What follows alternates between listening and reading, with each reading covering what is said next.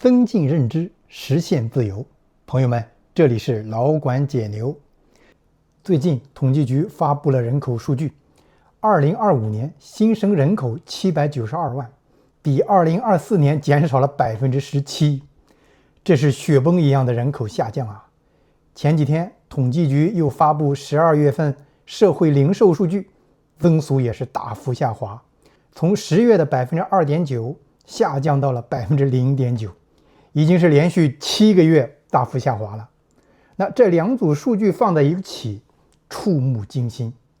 我以前就做过影片，解释中国为什么已经陷入了一场长期的大通缩。现在看到这些令人惊悚的数字啊，仍然觉得后背发凉。那今天呢，老管再带大家深入分析一下，人口下降和内需不足这两件事儿合到一起，是如何把中国经济推入了一场长期大通缩的。我会先分别讲讲人口崩盘与内需崩盘它的原因以及影响，然后再分析一下中国应该采取什么样的政策来应对。最后我还会聊一下普通人我们应该怎么应对这场通缩寒冬。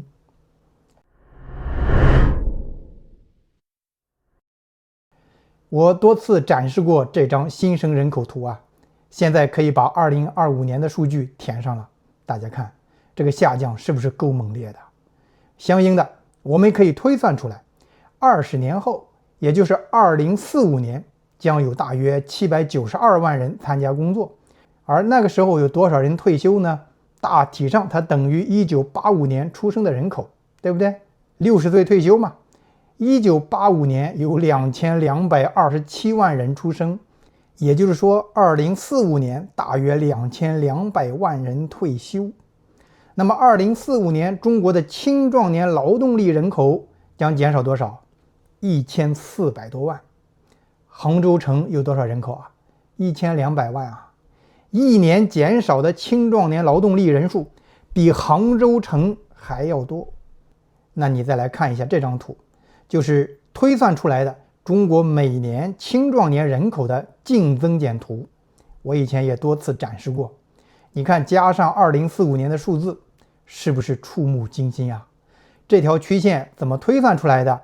它的含义是什么？我不赘述了。那感兴趣的朋友啊，可以看看这个视频。那这条人口曲线，它实际上已经锁死了中国未来20年经济发展的基本轨道，那就是一场超长期的大通缩。你看，从2022年一直到2031年，中国每年减少1100到1200万人口，数量上就相当于减少一座杭州城啊。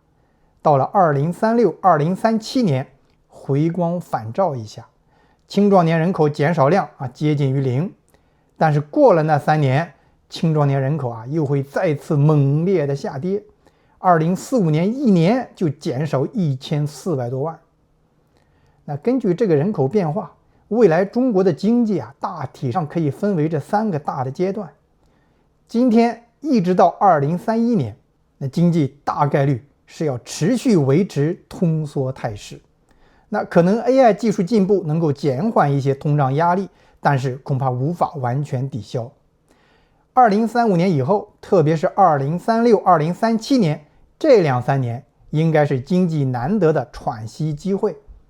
甚至不排除会出现一次力度不小的资产价格大反弹比如股市大牛市。那当然前提是中国不发生其他严重恶性事件。那这是第2阶段。那过了2038年，朋友们你看过山车过顶了，又要快速俯冲了，经济又将再次陷入长期大通缩。那持续时间有多长那完全取决于今天以及未来这几年新生人口的出生数量。那目前看是绵绵无尽头你看现在这个新生儿的数量跟20年前出生的年轻人的数量来对比的话，一半都不到。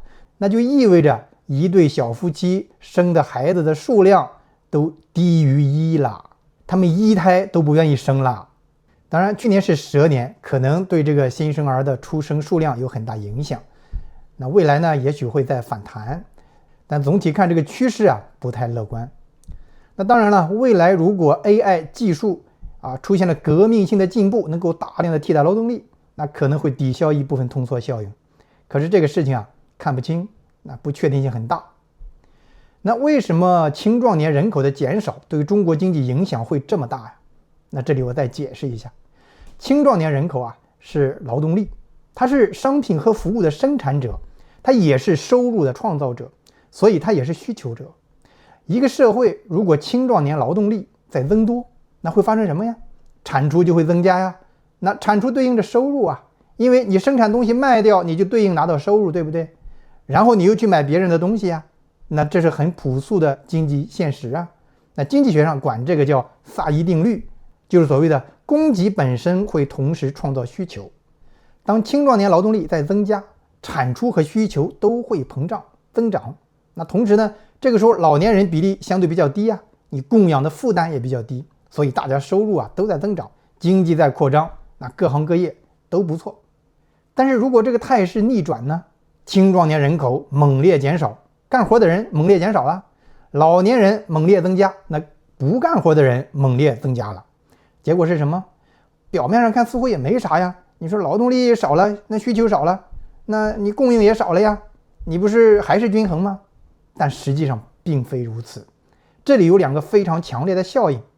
第一呢，老人多了，劳动力少了，劳动力要供养的人变得更多了，这当然就会挤压现在年轻人的收入，挤压他们的需求啊。你年轻人的生活水平就得下降啊，这是很简单的数学问题吧。那第二呢，经济要从年轻人不断增长的这个均衡态调整到年轻人不断减少的这个均衡态，那这个调整的过程啊非常痛苦，它要伴随着不停的结构性失业，它要造成全社会性的经济衰退、经济通缩，持续时间还特别长，至少要10年以上。那为什么这么讲呢？我们具体来看一下它怎么调整。随便举个例子，比如白酒行业，每年大量的人退休了，青壮年大量减少，你社会上喝酒的量它肯定要下降啊，因为人一旦退休，你的收入立即锐减。你体制内他退休工资跟退休前一样，但这些人他只占人口的不到10%啊，你绝大多数人退休后收入就降到接近于0啊，那么他的消费能力肯定是要立即大幅下降的，他的身体也不比过去了，能喝的量也下降了，所以全社会的这个白酒消费量就一定会下降。那么白酒企业它是不是就得降薪裁员来压缩成本啊？那问题是这个趋势它要持续10几年、20年以上啊，每年都减少一些，那你白酒行业是不是你每年都得减点产能，每年都得裁撤一些工人啊？这些被裁掉的人，他们能立即找到工作吗？各行各业绝大部分行业都面临同样的衰减呀，你汽车、家电、手机、餐饮等等不一样吗？那有少数行业会出现需求扩张，比方说医疗行业、养老服务业、丧葬服务业，那还有新兴的这个 AI 科技产业，那这些需要更多的人，但是前面那些行业里裁撤下来的人，他能快速的切换到这些行业吗？很难呀。 AI 就不用讲了，那你转换到医疗行业难度大不大呀？那当然很大呀。对于一个人来说，尤其是30岁以上、40岁以上，他都不会再学习新知识、新技能了，那不是他没能力学，而是惰性和这个路径依赖。那新入职场的年轻人他比较容易转换，但这是需要你大学、大中专、职业技校，你得逐渐增加这个医疗、养老这些行业的专业学习的和技能的培训呀，你让未来的年轻人逐步转移就业方向啊。那这个调整的过程啊，你没有10年以上完不成的。而这个10多年的时间里，失业就会非常顽固，而且失业这个事情本身又会加剧需求萎缩，那加剧经济衰退、通缩。所以呢，你只从人口的变化看，中国被锁定在这个长期大通缩轨道上10来年，这是明摆着的事情。那么接下来我们再来看看，那中国内需崩又是怎么回事？它与人口崩是发生了什么样的化学反应，放大了中国的经济通缩？那内需就是国内需求，那包括消费和投资。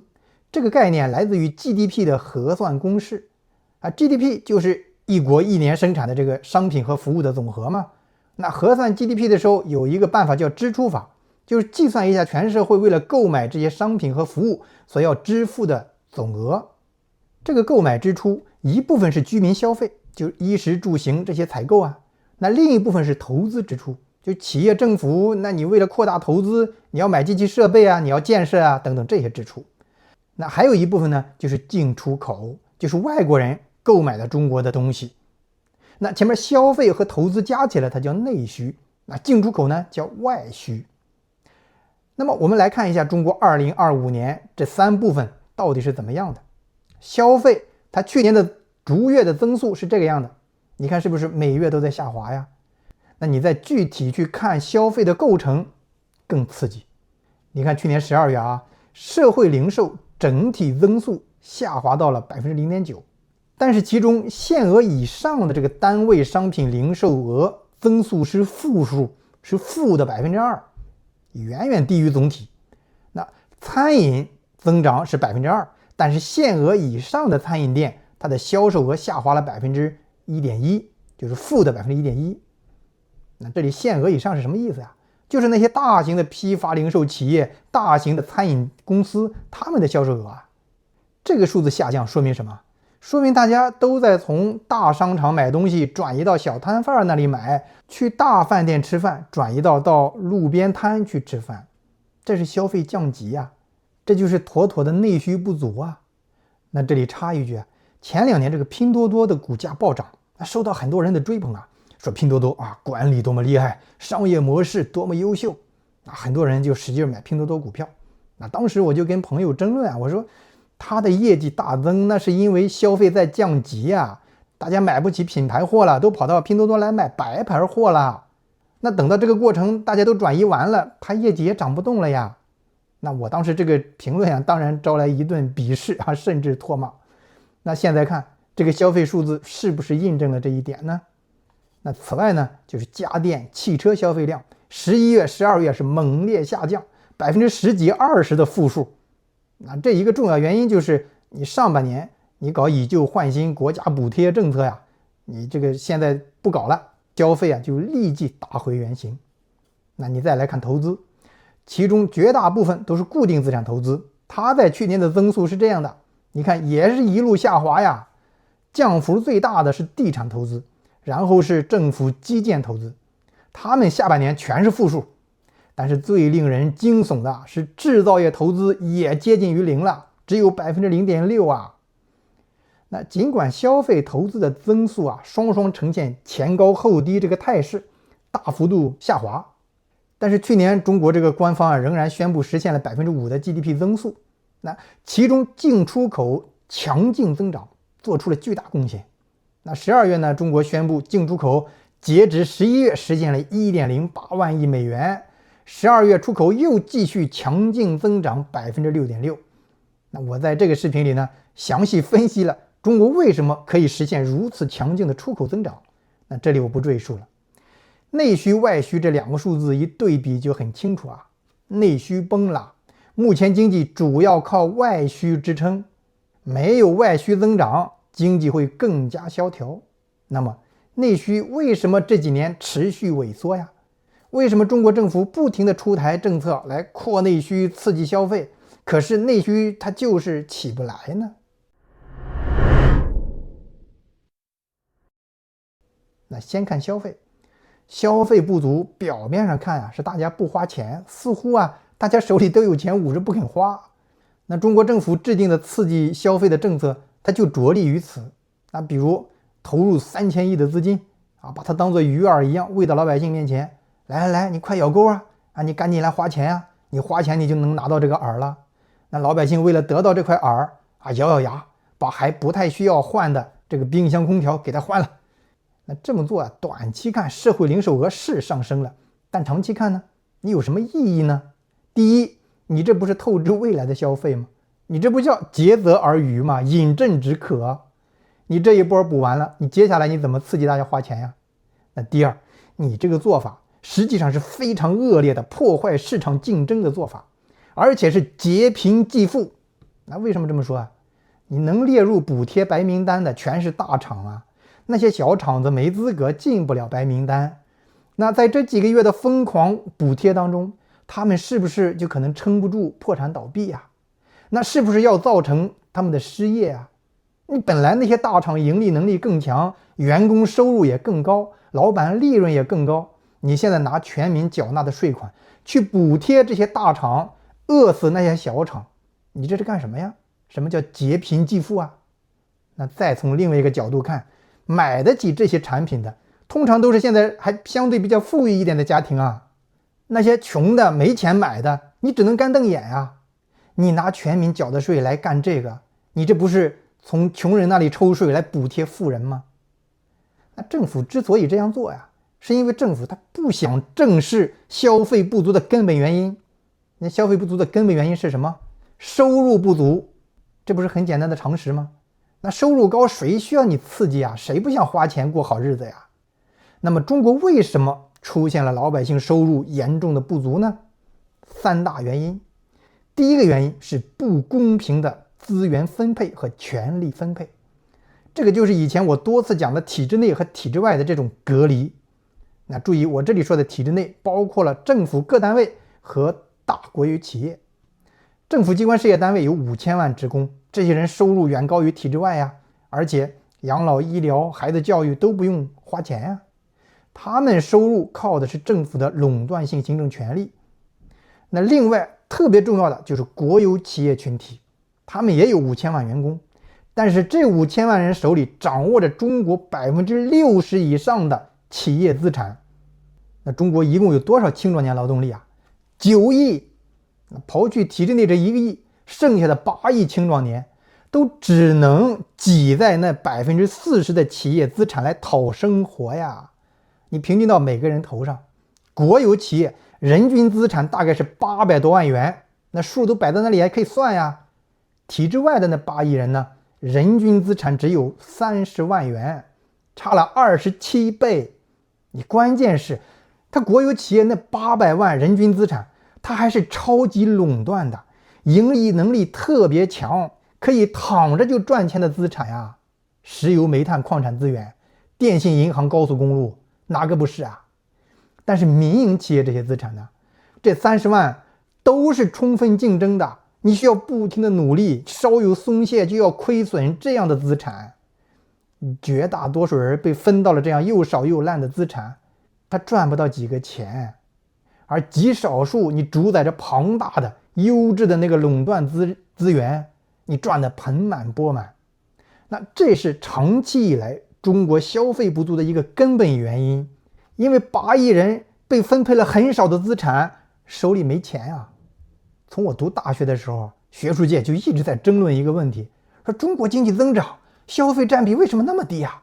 你美国是70%啊，那中国长期只有30%多。那据说最近这些年升到了50%，那咱也不知道这个数是真是假啊。那当时学术界的专家们就说啊，中国老百姓太爱储蓄了，不爱消费。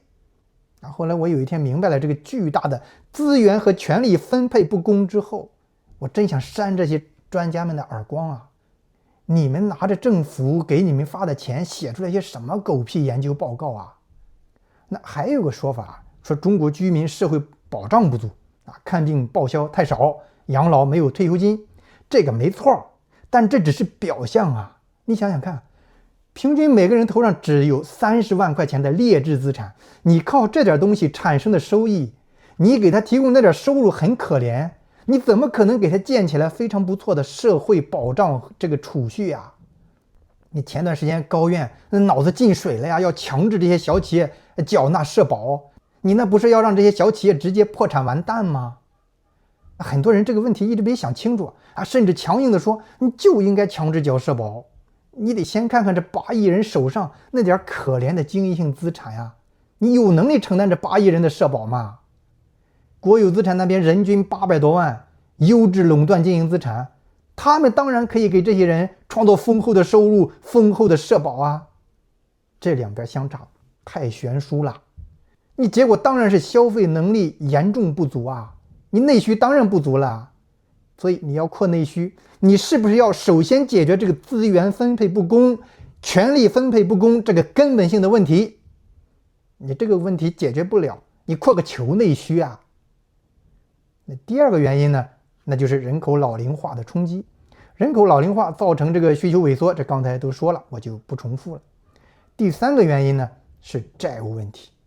过去20年，尽管资源分配不公，8亿人收入很低，但是由于这个青壮年人口一直在持续增长，社会一直在繁荣啊，特别是房地产业大繁荣，所以大量民众为了买房，他就加杠杆啊，借债啊，政府也刺激他们加呀。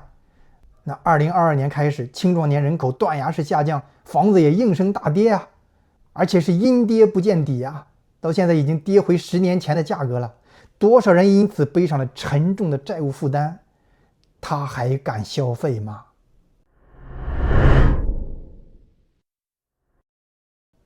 你再看投资啊，中国经济增长当中，投资一直是占大头的，直到最近掉下来了。那最重要的原因就是房地产投资猛烈的萎缩，政府基建投资猛烈的萎缩。那当然还有就是民间投资也在增速下降。房地产投资萎缩，这是没办法的事情。你人口拐点到了嘛，这个行业它肯定是要收缩的。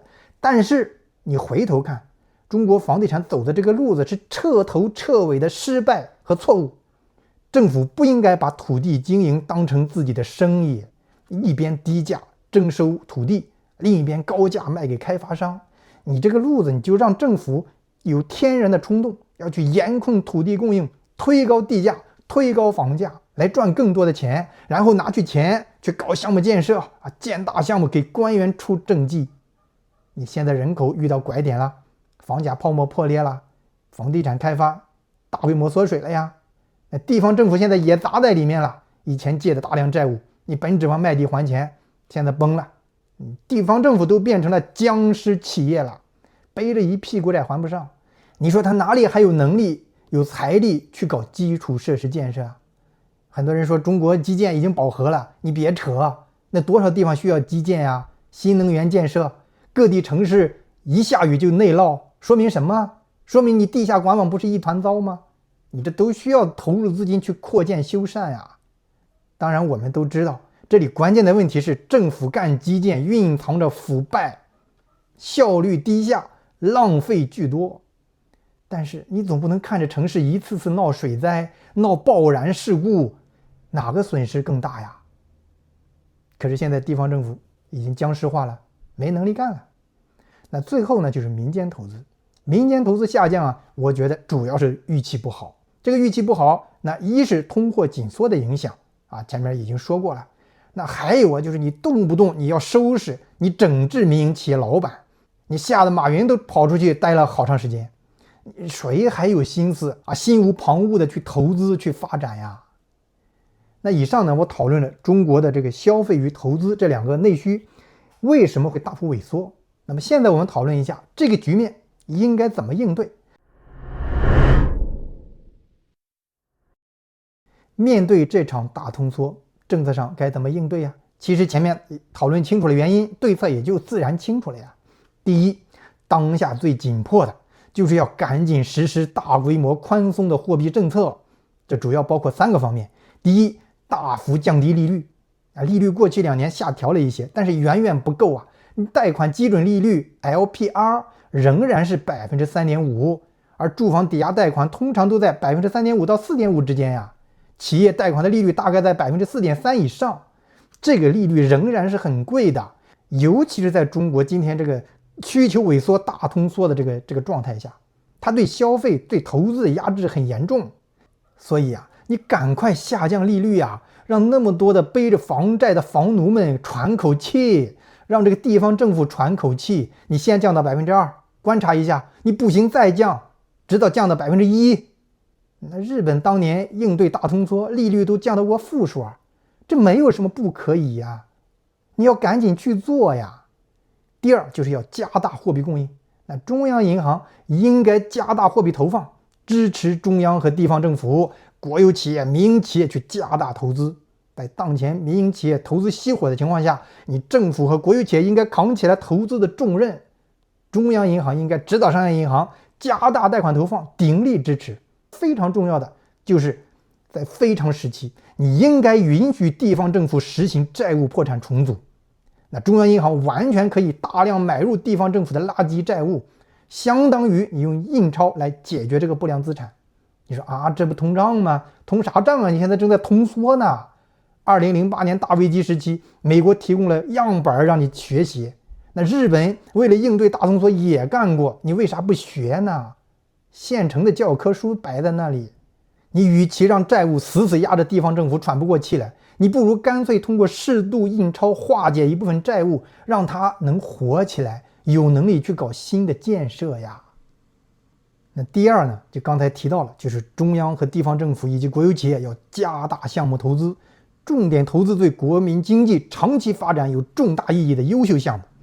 比如说，你要加大这个新能源投资力度啊，风力发电、光伏发电、水力发电、核能发电，赶快上好项目、大项目。那目前这块投资缺口非常巨大，现在中国的电力当中，可再生的电力才30%多呀，你完全可以借助这个大通缩的低利率时期，这个宝贵的时机，大规模上马新能源项目建设，一举扭转中国电力供应的这个版图，让这个新能源一下子给它提高到60-70%以上去。这对中国经济发展、提高居民生活福利具有深远的长期的正面影响。那这里我不展开说了，我找时间再单独聊这个能源问题。那再比如城市的地下管廊，刚才也说了呀，那也是重头戏呀。那你如果不放心地方政府投资的这个能力、决策水平，你可以中央来介入这个项目审核呀，你至少可以提高这个项目质量吧，你不至于花大钱去造什么关公像、女神像之类的。第三，从长远看，最根本的就是要实施资源分配的改革，你应该大刀阔斧实行国有资产私有化改造，把属于市场可以经营好的行业通通放给市场去经营。你这样做就可以，一是极大刺激民间资本投资的需求，极大提高这些资产的运营效率，极大提高广大居民的收入水平，就可以给他们建立更好的医疗养老保险的积累。二是政府卖出国有资产的收入，你可以填补债务窟窿啊，降低债务负担呀。你还可以给居民充实医疗养老保险，你可以进行更多提高民生福利的项目建设。你可以说，如果实行这样大刀阔斧的改革，中国被压抑许久的这个经济活力将会再次得到大规模的释放。就这一件事儿，完全可以再造一个繁荣的10年、20年，足可以极大抵消人口老龄化带来的通缩危机。第四，应该大规模的鼓励生育，引入青年移民。现在生2胎1个月才补贴300块，你这简直侮辱人们智商啊！你给他发2000到3000一个月试试，那肯定很多人要积极生孩子的。其实算下来，你这个钱会花的很少的。你补贴1000万个孩子，也才200-300亿而已呀。你补贴他12年，不也就才2-3千亿吗？你建一个雅江水电站都要2万亿呀。再有就是大规模引入青年移民，这个其实是最立竿见影、见效最快的。我知道这个事儿一提，肯定会引起很多朋友的本能的反感。他们说中国青年人都找不到工作了，你还引入外国人来抢？这个认识是严重错误的，朋友们。你静下心来仔细想一想，你引入青壮年，首先带来的是需求啊，他来了要吃喝拉撒，要消费，要居住，你当然会带来更多的就业机会了呀。你要是还拐不过弯来，你这么来思考，假如你认为引入青年移民会造成更多失业，那么岂不是说反过来人口老龄化、青壮年减少会让失业更少、就业更充分吗？可是事实是这样子吗？你显然不是啊。你再换一个角度思考，人口老龄化会减少需求，造成通缩，对吧？那反过来，你引入更多年轻人，它不就能够带来需求增加、经济繁荣吗？这不逻辑上清清楚楚，怎么很多人就是理解不了这件事儿呢？你要是还不接受，那你看看日本，2015年开始大规模引入移民，经济是不是从那个时候开始稳步复苏了？你去看看图表。那你要觉得日本复杂，你再来看一个最简单最清楚的例子，以色列。1950年以色列大规模引入来自欧洲、非洲、阿拉伯的犹太难民，难民啊都是很穷的人，每年引入移民高达国民总数的8%。那你知道那10年以色列经济有多么的火热吗？需求暴增，住房需求暴涨啊，整个社会都在忙着生产，忙着制造啊，建房子啊。那最后以色列不得不收紧移民，为什么？因为太多了，这个需求太旺盛，经济太过热了，都通货膨胀了。其实啊，就算你现在拒绝引入移民，你将来也会被逼无奈引入移民。为什么？因为前面我说了，那个结构性失业它要调整，对不对？等它调整完了之后，也就是10几年之后，你会出现严重的用工荒，你就会出现你的便利店招不到人，不得不关闭的这个经济硬萎缩的时刻。那到这个时候，现实会逼着你不得不引入移民啊！日本就这个样子，打死也不放开移民，那坚决排斥。那直到2013、2014出现这个状况了，没招了，这才不情不愿的引入外国的劳工，还不给人家身份。那结果他的经济不就一路稳步走出通缩了吗？那上面说的4个方面的政策呀，我认为都是十分重要的。那尤其是国有资产的私有化，但是很遗憾，那都是我的美好幻想啊，现实很残酷啊。上面这4条，目前看中国是一条都不会干，反而净在那里干那些什么没用的啊，搞这个国捕钓鱼啊，诱使老百姓来花钱，这种无聊有害而且不可持续的政策。如果不采取正确的政策，中国的通缩就会一直持续。你可能说，哎，老管，那我们还有外需啊，出口我们很强劲啊，靠出口我们也能应对通缩吧？这个玩笑就有点大了。中国有14亿人口啊，是个巨大的国家，产能有多大？你能靠其他国家的人来维持你的这个生产吗？当然了，中国的出口仍然会保持强劲态势，这一点我在我那个视频里啊深入分析过了。中国越是通缩，出口商品越是廉价，越有竞争力。中国越是资源分配不公，就越是居民收入低，劳动力就越廉价，出口也就越有竞争力。那中国越是刻意控制汇率，不让人民币升值，出口就越有竞争力。那所以啊，今天这个出口强劲增长，绝对不是一件应该值得我们发自肺腑高兴的事情。它恰恰反映出中国经济内在的巨大扭曲与资源配置不公。在今天各个国家之间信任度啊降低到0的这个混乱的状态下，你觉得其他国家能够容忍你的制造业无限制的冲击他们国家的制造业，造成他们制造业空心化吗？谁不怕打仗造不出船来，造不出坦克来呀？那么恐怕对中国的关税贸易限制都会到来。你看最近加拿大总理卡尼来到中国，说取消中国电动车的100%的关税，这令人兴奋吧？但是你仔细一看，配额49000辆，兴奋啥呀？有意义吗？所以啊，我觉得出口确实在未来会成为中国通缩时期的重要支撑，但是你想依赖它走出通缩，不现实。那最后概括一下，在这场持续10来年的大通缩寒冬里，普通人应该怎么应对？如果有国外的选择，趁年轻赶紧行动是个不错的选择。那如果你生活在国内，那第一，尽量不要借债，保持低负债。高负债会在通缩时期让你一夜返贫。第二，如果在体制内工作，你千万不要辞职，领导给你穿小鞋你也忍着，养家糊口最重要。那如果你在体制外努力保住自己的工作，如果你在一个需求逐步萎缩的行业里工作，你赶紧开始学习新知识新技能，到医疗养老、人工智能，特别是出口行业去工作。那第三，千万不要辞职创业，除非你有100%的把握。那创业原本生存概率就很低，在大通缩寒冬里创业只是更容易被冻死。那第四呢，不要随便投资，不要相信身边有暴富机会。如果你有闲钱紧紧握在手里，那坚决遵循不懂不投的这个底线原则。